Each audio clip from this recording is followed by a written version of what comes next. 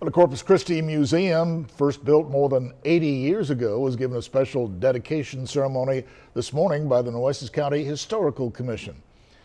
Take a look here. The Centennial Museum on Park Avenue in South Tonkawa was originally used as a museum until its gallery collection grew too big in the 1970s.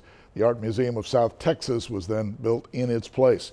The Nueces County Historical Commission hopes the marker today will be a tribute to the work that people in the past have done to draw more attention to the arts here in the Coastal Bend.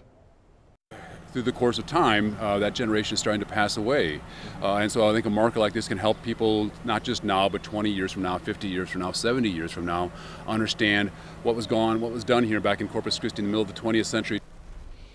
And according to the Historical Commission, the Centennial Museum helped to start the Coastal Bend's art movement back in the 1930s.